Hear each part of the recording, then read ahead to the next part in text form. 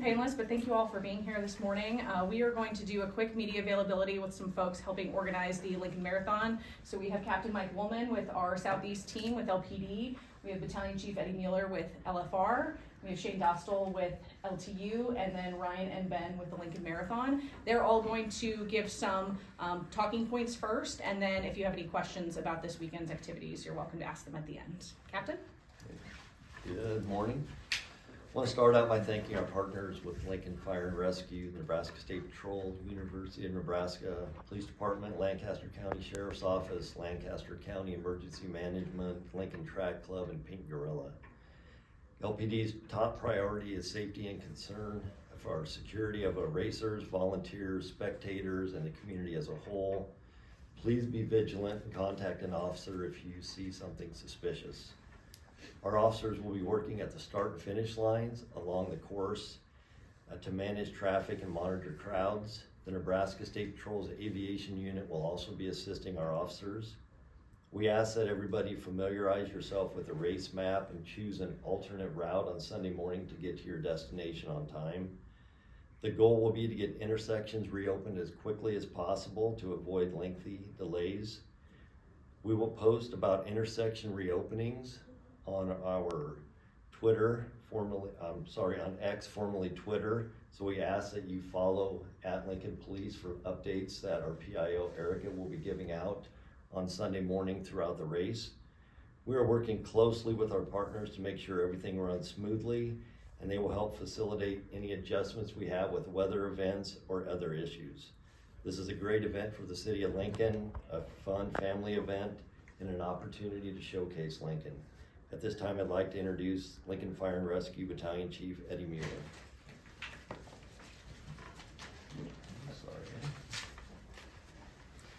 Good morning, everybody. Like Captain Woolman said, the message that we want to portray today for Lincoln Fire and Rescue is just to have some patience. Through the planning stages that we've had through the last few months, we have several aid stations set up for runners and anybody else who's having a medical emergency. Not to say that calling 911 is the optimal first that we want people to do if they come across an emergency. But just have patience. The roads are altered a little bit. We'll have apparatus responding from different locations other than their stations as we have upstaffed the city. So with that, that's the main message we want to just is on the roadway, just have some patience and please move over if you see lights and sirens so that we can get the emergency services to where they need to be. Thank you. At this time, Shane Dawson. Good morning. I'm Shane Dost with Lincoln Transportation Utilities, everybody's favorite person on race day. So start with, there's going to be several streets that will be closed along the race route starting Saturday, May 4th, and then Sunday again, May 5th for the actual race. There's like, Track Club will say there's like probably around 5,000-6,000 runners that'll be running. Along the route, there will also be some streets that are posted no parking starting probably at 3 a.m. Sunday morning, so people won't be able to park near their homes. They'll either have to park in their driveway or on a side street close to their property so that the runners can run on that. And LPD will be out enforcing that Sunday morning sometime between 3 and 4 a.m. to get vehicles off the street. Once again, public's advised to, like Captain Woolman said, to plan ahead. If you're going to church or something inside that, what we call the infamous donut, Sheridan Boulevard area, Nebraska Parkway, 16th Street, South Street, and 10th Street.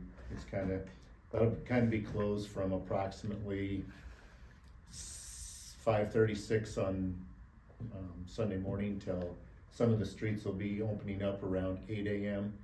Some of them will open up as late as probably 10:30, 11 along the route. There will be throughout the week this week some dynamic message boards being put up along the route to inform drivers of which streets will be closed in an approximate time of those closures. One other thing, I guess, Saturday morning, the mayor's kids run occurs around the state capitol. So from approximately 7 a.m. to about 10:30 a.m., the streets around the Capitol will be closed for that. We put all of our street closures as far as the marathon route goes at lincoln.ne.gov/closures. So we encourage people to go to that and use the Waze app. If you go to the street closures, you'll have to look at Saturday and Sunday's time frame on the street closure map so you know which streets are closed during those times. And then, let's see. And lastly, I guess we're just kind of asking the public, you know, to kind of respect the runners. You know, they've been training for several months to run this race. They're running it for personal time and things like that. So respect the runners and just be courteous as you're driving around that morning. So with that, we'll turn it over to the Lincoln Track Club.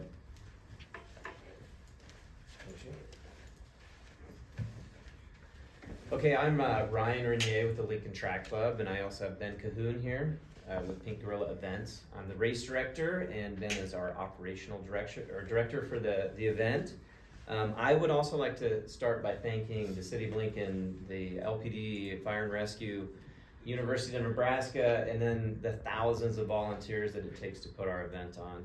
I certainly couldn't do it without the help of so many wonderful people. So this is our 47th year of the Lincoln Marathon. You might recall this is also closely affiliated with the National Guard.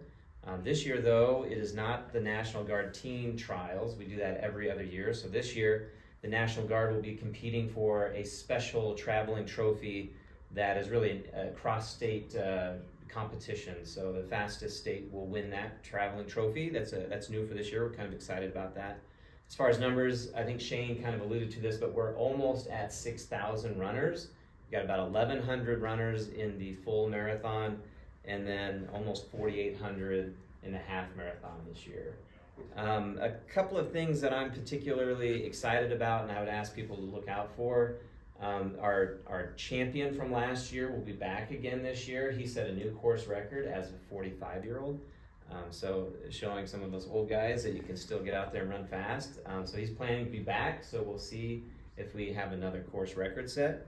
And then there's a couple of stories that I'm excited to see. A couple of athletes that are what we call like a duo team. So they're a runner and then a wheelchair athlete. So in one case, we have a mother and her daughter who 17 years ago, when she was pregnant with her daughter, ran our event, and this is the first time she's coming back with her daughter being pushed in a wheelchair. And then we have another story very similar to that, where there's a young lady, I think she's 10 years old, who does not have the use of her legs. And last year, as a 9-year-old, she pushed herself through the entire half marathon course. So her and her mom will be participating again this year. So I'm excited to see them, excited to see really all of our runners. But the one thing that's really on our mind this week is the weather. I think I'm gonna have Ben kind of talk about what we're doing to keep runners safe in case we have some bad weather. Yeah, so obviously we're looking at the weather, and right now the weather is looking like a great day to run a half or a full marathon. So we use a national standard called the Event Alert System at the Lincoln Marathon, and it's based upon these flag systems. So throughout the course at all the water stations, we will have these flags that go up, and right now we're looking at a low category, which means it's good conditions, you know, free to run however you want. But if something does pop up, right now we look at both temperature and then other types of severe storms, so any threat. So in the Event Command Center, we do have the Lancaster Emergency Management they're monitoring the weather, but right now, so the temperature wise on the wet below bulb temperature is in the green all day long, which is great for running. So we won't have to, we're hoping that will continue. And also it doesn't look like right now that there's any severe weather on the horizon. Obviously we're in Nebraska and that could change, but we look at this and we use this system, and then we coordinate with volunteers, runners, through different messages. So we are, I guess, paying attention and ready to act if necessary. But hopefully we will continue to cross our fingers and it will be a great day to run.